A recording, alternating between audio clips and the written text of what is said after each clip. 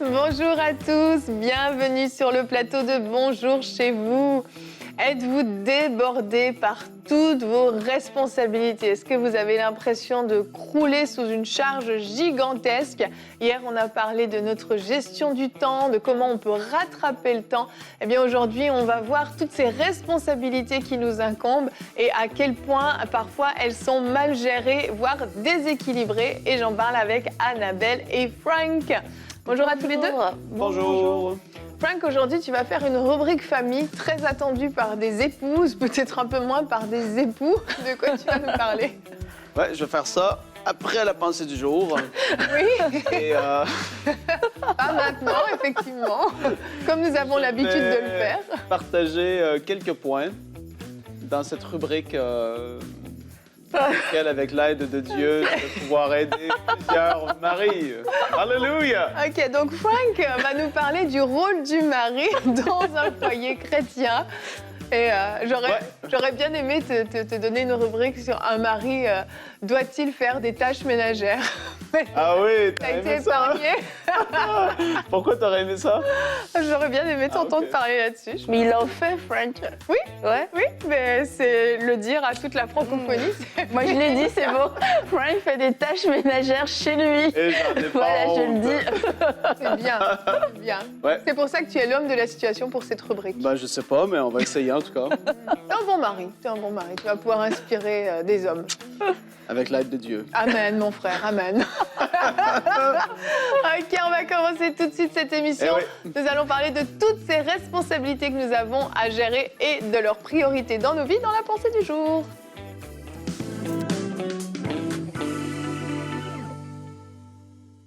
On a tous des vies occupées et on a l'impression que ça ne va jamais s'arrêter, que ça ne va jamais se terminer, que dès qu'on finit quelque chose, il y a encore autre chose qui arrive.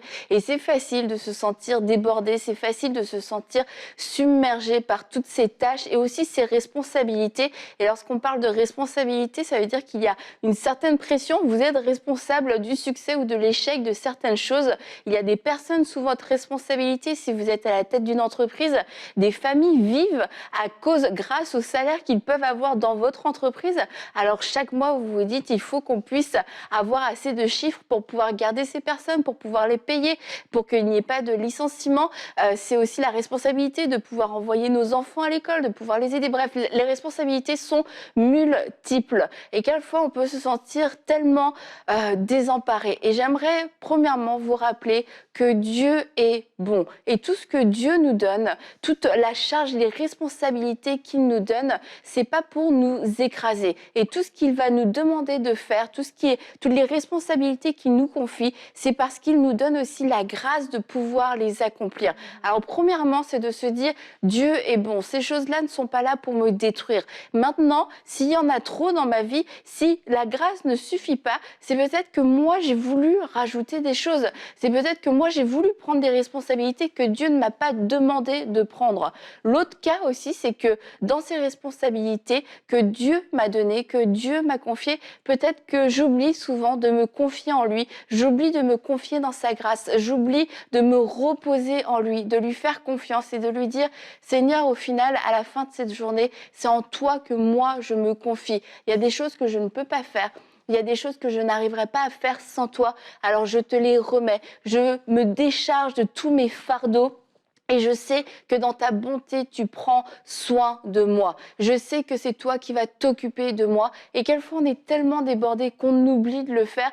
Et de jour après jour, on accumule tous ces poids, on accumule et puis on devient épuisé. Mais Dieu est là. Mais laisse-moi tes fardeaux. À chaque jour suffit sa peine. Et les bontés de Dieu se renouvellent chaque jour. Mais nous, quelquefois, on oublie de repartir à zéro. On oublie de déposer nos fardeaux. On oublie que Dieu est bon et on oublie que sa grâce nous suffit.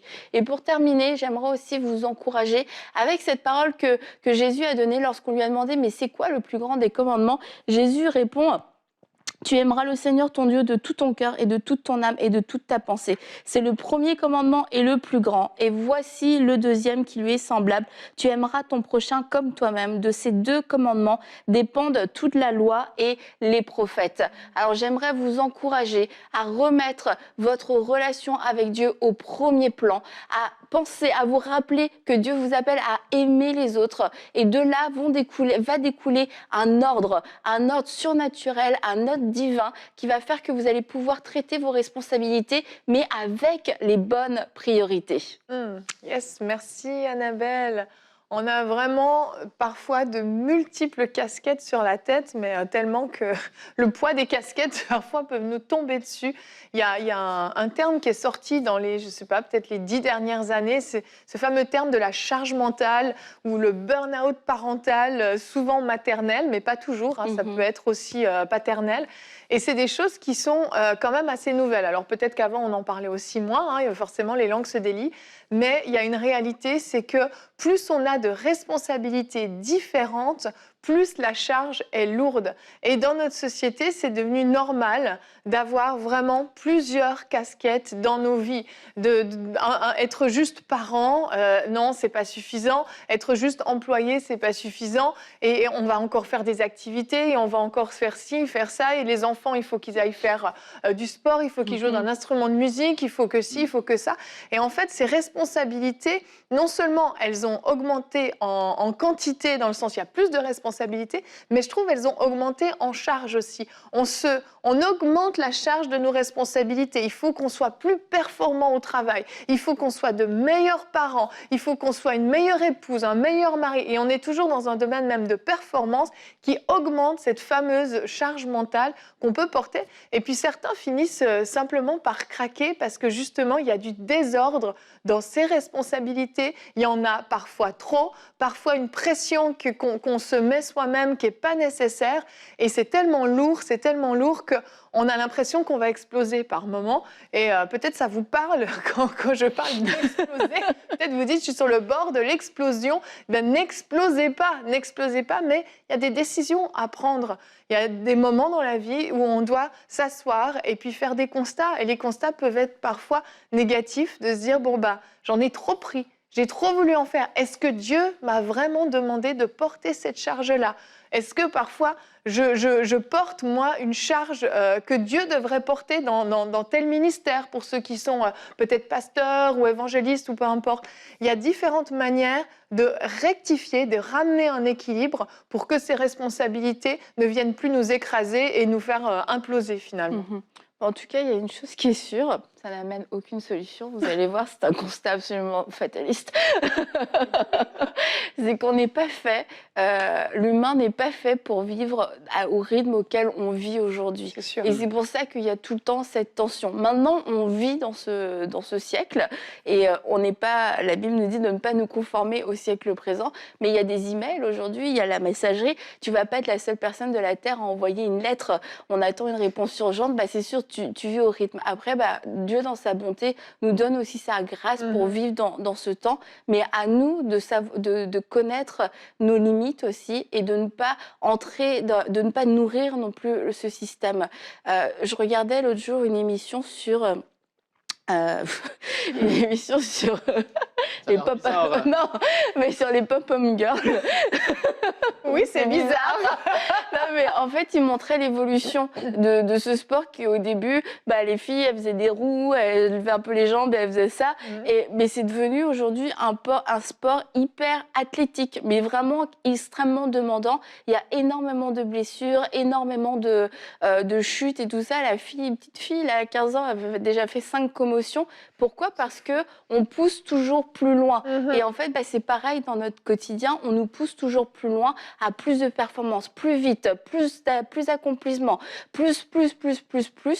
Et si notre relation avec Dieu n'est pas forte, on va se laisser emporter par tout ça en croyant que c'est aussi le modèle de la réussite. Et c'est pour ça, vraiment, je veux insister, lorsque Dieu est au centre de notre vie, Dieu va venir remettre de l'ordre. Et c'est lui qui va poser ses limites et qui va dire non, en fait, toi, tu peux pas travailler jusqu'à 20 heures parce que tu vas perdre ton mariage, tu vas perdre tes enfants et peut-être que ton entreprise va réussir. Et c'est là où, du coup, on se met un poids de responsabilité, mais qu'on ne gère pas avec Dieu. Et c'est là où on casse, c'est là où on fait des burn-out, où on vit du surmenage et tout ça.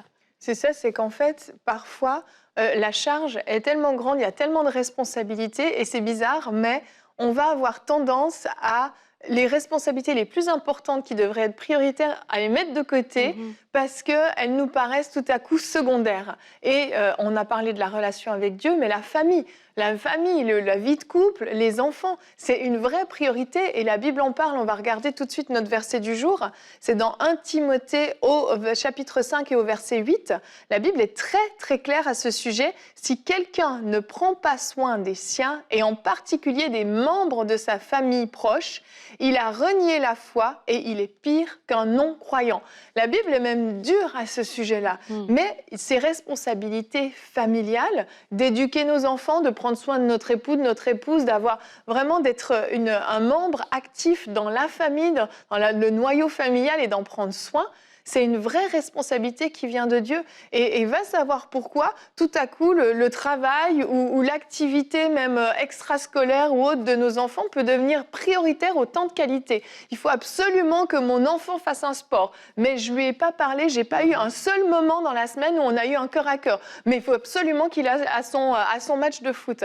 C'est des priorités qui sont complètement inversées et on oublie complètement de revenir à des choses qui sont finalement essentielles et qui vont nous faire du bien en plus. Passer du temps de qualité en famille avec notre épouse, notre époux, ça va nous faire du bien. Mais va savoir pourquoi, ça va toujours passer au second, au troisième, quatrième plan parfois. Ouais, et puis des fois, non, c'est non. Donc, dans ta semaine, quand tu sens que tu es sur le point d'exploser et que tu fais une analyse et un constat de ton horaire chargé à pu finir, tu dois dire non. Et c'est toi qui vas pouvoir le dire. Telle chose va venir de l'extérieur, un truc pas rapport, qui est tellement pas prioritaire, qui est en arrière de la famille, en arrière de l'Église, en arrière de ta relation avec Dieu, évidemment. Et cette chose-là va venir et les gens ont de la misère à dire non. Dis non. Non. Est-ce que tu veux faire ça? Non. Non. Mais pourquoi? Parce que, tu vois, et t'as pas à te justifier toute ta vie de pourquoi tu dis des non. Hey man, alléluia! Mais c'est vrai. Je vais continuer. C'est puissant. Tu vois, là, tu fais ton tableau de ta semaine. Moi, mes journées sont déjà tous, j'en ai déjà parlé avec Evelyne, établies. Du lever au coucher, mes semaines sont chargées, oui, mais avec des choses que je considère comme étant importantes. Je dois avoir ma petite dose de fun. Sinon, je vais devenir irritable. Grognon, de mauvaise humeur, bougon. C'est moins le fun d'être avec moi. Et puis, donc, j'ai mis le doigt dans ma vie, les 3 choses qui me donnent et qui me font du bien quand je pratique ces choses. Donc, je connais et je sais qu'est-ce qu'il faut pour que ça aille bien. Tu vois? Et là, déjà là, je vais donner un petit peu de temps à ces choses-là parce que c'est important. Après ça, il y a d'autres choses qui vont arriver. Non, c'est sûr qu'il y a des moments dans la semaine que c'est important, ou des temps dans l'année où est-ce que là, il n'y a pas le choix de donner. Il faut aboutir telle chose, il faut arriver avec des solutions, il faut parce que ça fait partie de la vie. Mais que ce soit toujours comme ça, ben c'est non. C'est non. Et dites-le à la maison, c'est non.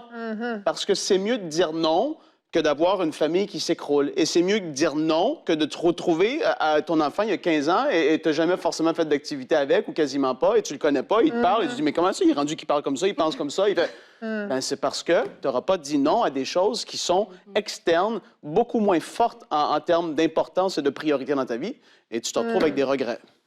Et je pense qu'il y a un domaine important, j'ai vraiment à cœur d'en parler, c'est les pasteurs. Vous devez vous aussi apprendre à dire non. Et je sais que ça paraît difficile parce que ça touche au service de Dieu, donc c'est presque sacré. Mais les soins pastoraux, Les brebis qui vous appellent au secours à toute heure du jour et de la nuit ne peuvent pas dominer sur vos enfants qui ont des besoins, votre épouse, votre époux, dans certains cas, qui ont besoin aussi. Et il y a des moments où il faut dire non. Il faut vraiment savoir, et des fois on a besoin de l'aide du Saint-Esprit pour discerner si réellement cet appel au secours est une vraie priorité, parce que peut-être que vous n'avez pas vu vos enfants depuis 3 semaines et que vous êtes à peine rentré à la maison et on vous appelle déjà, vous allez devoir repartir. Il y a des décisions à prendre et parfois, pour les pasteurs, le non doit aussi être une solution, parce que la Bible a dit que celui qui ne prend pas soin de sien, de sa famille proche, est pire qu'un non-croyant, est pire qu'un infidèle dans certaines versions. Et ça, c'est valable pour tous les enfants de Dieu. Donc, je m'arrête là, je pense que l'information est claire. Frank, on va voir maintenant avec toi le rôle de l'époux, le rôle du père, du mari dans un foyer chrétien dans la rubrique famille.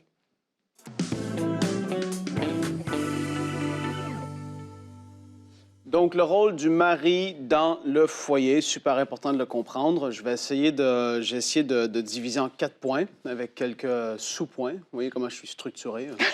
Et, Bravo, Frank. Et puis, c'est en accord avec la parole, évidemment. J'essaie moi-même de pouvoir les appliquer, mais ça prend du temps. Et je veux surtout dire aux femmes d'être patientes avec leur mari alors qu'ils écoutent et qu'ils vont commencer à mettre en place. Il y a des moments où est-ce que là, on sent que ça fait 4-5 semaines, ça va bien, et on applique, et là, après ça, on a un petit creux, et puis on remonte. Bon, ça fait partie de la vie, OK? C'est très, très compliqué d'être constant à longueur d'année tout le temps, mais on essaie d'y arriver. Premièrement, le mari, c'est le chef de la famille, c'est le leader. C'est ce que la Bible a établi. C'est comme ça que Dieu voit les choses. C'est pas selon ce que le monde dit. C'est toujours en accord avec la parole, comme on le sait. Ici, à Bonjour chez vous, à MMCI d'ailleurs, le mari est le leader principal de la famille. Évidemment, il avance avec sa femme, ils se mettent d'accord sur les points, mais son rôle à lui. Premièrement, un leader, qu'est-ce que ça fait? Ça dirige. Ça donne une direction. Et puis, vous allez voir sur certains points comment est-ce que ça peut s'appliquer. Donc, premièrement, comment est-ce qu'il peut diriger avec l'aide du Saint-Esprit? C'est qu'il va sentir, il doit être sensible au Saint-Esprit. Il doit sentir si la famille commence à tirer trop dans une direction, qu'on sent que l'atmosphère devient conflictuelle. Il commence à avoir une régularité dans, admettons, le manque de respect. On voit que la famille en soi, le noyau familial, commence à pas être comme que c'était auparavant. Il commence à y avoir des shifts. Oh, un peu, là c'est le rôle, normalement, du mari. La femme aussi va être sensible à ça. Mais le mari va voir, constater et dire non, c'est pas comme ça qu'on est. On revient sur la bonne track. On se réaligne avec comment on est. Un leader, un dirigeant, ben c'est ça, il va diriger. Il va se dire non, on est en train de s'égarer, on revient vers là. Après ça, il va établir et il va vouloir garder les valeurs de la maison. La maison, votre famille, le noyau de la famille. Qu'est-ce que c'est? On en a déjà parlé même au niveau de l'entreprise. Ça va être référé comme étant un peu la culture ou l'ADN d'une entreprise. Mais la famille a des valeurs, a vraiment des valeurs sur lesquelles la famille est fondée. Et nous, c'est la parole de Dieu. Donc, je donne des exemples juste pour que ça vous parle. Exemple, dans notre maison, telle émission ou type d'émission, telle musique, ça n'a pas sa place. Et là, le mari va garder les valeurs et va s'assurer que c'est appliqué ou mis en place. Exemple, dans notre maison, on parle, on ne crie pas parce que c'est un endroit de paix. Il va être celui qui va veiller à ça. On commence à voir, ça fait 2-3 semaines, le ton, il lève, ça crie, les enfants, oh, attends un peu.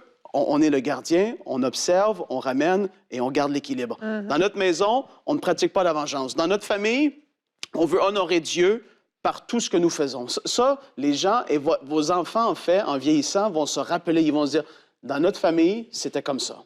Ils vont se rappeler qu'il y avait un système de valeurs, il y avait une fondation sur laquelle on avait bâti et qu'on vivait. Et c'était normal, c'était comme ça. Ils vont se dire, mais moi, quand j'étais jeune, on ne criait pas, on parlait. Eh bien, voilà, le père, évidemment, et la mère aussi, mais va s'assurer que ces valeurs-là sont gardées et il va pouvoir les rappeler au besoin, parce que ça l'arrive, il faut les rappeler. Il va être sensible à la direction du Saint-Esprit. Et encore là, des exemples. Il sent qu'il doit parler à ses enfants. Moi, j'ai 2 garçons. Peut-être que je vais sentir que là, je sens qu'il y a quelque chose. Dans les temps de prière, je suis sensible au Saint-Esprit et à où est-ce qu'il veut m'amener par rapport à ma relation avec mes enfants. Il va sentir qu'il doit passer plus de temps en famille. Pour X raison, il y a une saison, il y a un mois, là, je dois passer plus de temps. Après ça, il va manifester le fruit de l'esprit, évidemment. Un autre exemple, il y a quelque chose de bizarre dans la maison, il va prendre autorité. Il va lutter dans la prière. Il va être celui qui va garder sa demeure, son foyer, sa maison, sa famille. Il va veiller, il va diriger et puis il va garder. Deuxième point, il va aimer et il va rassurer. Par ses paroles, premièrement. Moi, je ne sais pas comment l'expliquer. Hein. Moi, je trouve ça tellement cool quand un papa parle, c'est rassurant, quand il est rempli d'amour, quand il prend ses enfants, quand il prend avec sa femme, il rassure. Il y a un moment de trouble, il y a un moment de difficulté, mais là, le père prend position. Inquiétez-vous pas, ça va aller. Et quand papa parle, c'est important. Je veux vous encourager à rassurer. Quand c'est des moments compliqués, il semble y avoir un manque à droite, à gauche. Les choses sont compliquées dans le monde actuel dans lequel on vit. Mais papa est celui qui rassure par ses paroles, et non seulement par ses paroles, mais par un amour qui est démontré en action. 1 Jean, chapitre 3, verset 18. « Mes enfants, que notre amour ne se limite pas à des discours et à de belles paroles, mais qu'il se traduise par des actes accomplis dans la vérité. » Ton amour va se démontrer. À un moment donné, tu dois comprendre et tu dois venir même dans la prière, tu dois vouloir comprendre comment chaque personne doit être aimée. Parce que chacun de tes enfants ou ta femme doit être aimé d'une façon particulière. Et tu dois apprendre à découvrir ces méthodes-là et les appliquer. Super important. Donc là, je le rappelle, premier point, c'était que le mari va diriger. Il va garder les valeurs, etc. de la maison. Deuxième point, il aime et rassure par ses paroles, par son amour démontré en action. Troisième point, il montre et enseigne par l'exemple. Super, super important. Je veux, à tous les papas qui écoutent, qui vous écoutez, ne méprisez pas le fait de démontrer par l'exemple. Tu vas aider aux tâches ménagères, que ce soit intérieur, extérieur. Moi, personnellement, avec Nadia, moi, tout ce qui est extérieur, c'est moi qui le fais, à 100%. C'est moi qui s'occupe de l'extérieur et j'aide aussi à l'intérieur. Il y a des tâches que, comme j'ai dit, à chaque semaine, il y a une routine qui est là. Je sais que je vais aider à faire telle ou telle chose. Et puis, il y a un équilibre qui est trouvé, évidemment, là-dedans. On se met en accord, mais tu vas montrer par l'exemple. Parce qu'après ça, quand papa il va parler, une fois que les enfants sont rendus plus vieux, bien, il va dire, c'est à ton tour de maintenant tondre le gazon. Il va avoir vu même papa faire. Papa va pouvoir lui montrer, etc. Il fait partie de la vie comme ça, par l'exemple qu'il montre. Les devoirs avec les enfants. Soyez impliqués dans la vie de vos enfants autant que c'est possible. Je sais que des fois, c'est compliqué, des fois, c'est long, des fois, tu te dis, on commence une nouvelle année et des enfants, c'est plus compliqué que d'autres parce qu'il y en a, tu regardes ton ami, puis lui, ses enfants, il fait rien de scolaire avec eux, puis ses enfants ont des notes qui sont extraordinaires et toi, c'est la fin du monde, c'est compliqué. Ben, décourage-toi pas, sois présent. Parce que, Evelyne le dit, surtout pour les pasteurs, je te garantis que ta famille est plus importante. Tu dois prendre soin de ta famille avant toutes les brebis qui sont là. Il y a des urgences qui peuvent être là, mais à quoi ça servirait de gagner tout le monde si tes propres enfants se perdent parce que papa n'a pas été là? C'est terrible. Après ça, dans la consécration, tu vas être un exemple. Les disciples avec Jésus ont vu comment ils agissaient. Paul a dit à ses églises, « Soyez mes imitateurs comme je le suis moi-même de Christ ». Tu veux que tes enfants suivent et servent le Seigneur, soient un exemple dans ta consécration. J'ai rien d'autre à dire. Vous savez ce que c'est, de lire la parole. Savoir que les enfants savent que le soir, quand ils sont couchés, papa fait telle ou telle chose. C'est d'être un exemple à ce niveau-là. Quatrième chose, bien ça c'est le fun en plus, les choses qui font que papa, c'est un papa. Ça c'est cool. Tu montres à faire du sport. Tu montres comment changer un pneu sur une voiture si tes enfants sont rendus plus vieux. Comment interagir avec les autres. Les choses qui concernent Dieu, tu expliques ces affaires-là. Ça fait partie, c'est un privilège, une bénédiction. Et puis, moi, j'aime beaucoup leur montrer à faire du sport. Point 4, et le dernier point. Et si tu avais une fille, tu lui montrerais comment jouer au Barbie? Sûrement, oui. Elle ferait du sport aussi, certainement. Point 4, dernier point. Pourvoir aux besoins de la famille, premièrement. Aujourd'hui, on est dans un autre type, évidemment, de société, si on peut le dire. C'est pas comme il y a 200 ans. Mais à moins d'un accord particulier entre le mari et la femme, il y a des couples qui, parce que la femme a des études, etc., et tout ça, je connais des gens où le mari prend plus soin des choses à la maison et la femme, c'est elle qui, elle pourvoit financièrement. À moins d'un accord particulier comme ça, le mari est appelé à pourvoir et à s'assurer qu'il ne manque de rien. Super important. Être responsable dans la gestion financière de la maison, au travers évidemment de dîmes et offrandes, le fait que même que les enfants savent que vous donnez, que vous soutenez l'œuvre de Dieu, super important. Après ça, le Proverbe 27, verset 23 dit « Connais bien chacune de tes brebis, donne tes soins à tes troupeaux. » Financièrement parlant, à l'époque que ce proverbe a été écrit, les richesses et même les finances étaient rattachées à tes troupeaux qui étaient là. Et ici, ça dit « Connais bien chacune de tes brebis et donne soin à tes troupeaux. » Prends soin de ce que Dieu a mis entre tes mains. Il y en avait qui avaient un gros troupeau, d'autres étaient plus petits. Mais prends soin de ce que Dieu a mis entre tes mains financièrement. Sois un bon gestionnaire, papa. Sois travaillant, Proverbe 10, les versets 4 et 5. « Celui qui agit avec nonchalance s'appauvrit. Mais la main des personnes actives est source de richesse. » Et le verset 5, « Celui qui moissonne pendant l'été est un fils avisé. Mais celui qui dort pendant la moisson est un fils qui fait honte. » Encore là, ça revient au fait d'être travaillant. Tu dois apprendre à comprendre les saisons, comme ici, celui qui moissonne pendant l'été est un fils avisé. C'est pendant quel temps est-ce qu'on doit travailler? Pendant l'été. Il y a des moments dans ta vie où est-ce que ça va être un temps un peu plus de repos, où est-ce que tu vas avoir amassé, où est-ce que tu vas avoir bien géré, tu vas avoir des choses de mis de côté. Mais aujourd'hui, je veux t'encourager à être travaillant. Ne laisse pas les choses aller par paresse. Ne te mets pas forcément juste sur l'aide sociale parce que tu n'as pas envie de travailler. L'exemple que tu vas laisser, tout ça, c'est tellement... Sois quelqu'un de travaillant et qui pourvoit aux besoins de ta famille. Et je vais terminer avec ce dernier point. S'assure que personne ne manque de rien. Le père va s'assurer que personne ne manque. Souvent, on a vu que c'était les mamans qui faisaient ce sacrifice. Les mères se sacrifiaient pour que les enfants ne manquent de rien. Et c'est naturel, la mère va le faire encore et encore et encore. Mais je crois vraiment que les pères doivent aussi apprendre à faire cela. Dans 1 Timothée 5,8, on le lit tantôt, si quelqu'un ne prend pas soin des siens, en particulier des membres de sa famille, il a renié la foi, il est pire qu'un incroyant. Donc, sacrifions-nous pour que nos enfants, que notre femme, que notre foyer, il y ait ce qu'il a besoin d'avoir. Si pendant un certain mois, c'est serré financièrement, bien, achète-toi pas les nouveaux souliers qui sont là que tu aurais voulu avoir parce que tes enfants ont besoin de plus. C'est tellement terre à terre, ça semble tellement logique. Mais pourtant, beaucoup ne le font pas. C'est vrai. Et aujourd'hui, je veux t'encourager à être un mari qui va bien prendre soin de sa famille et de son foyer.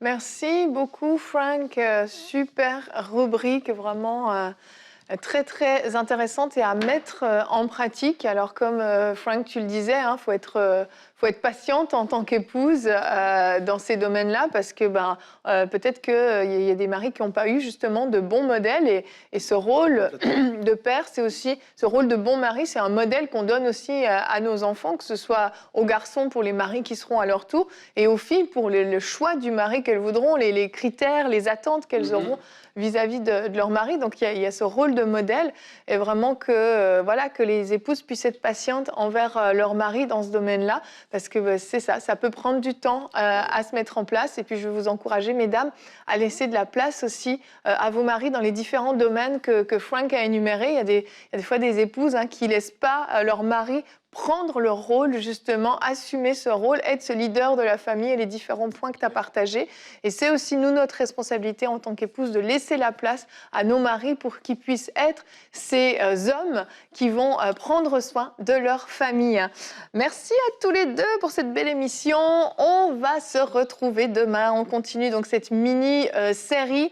Demain, on va vous encourager à faire une pause pour apprécier les choses simples.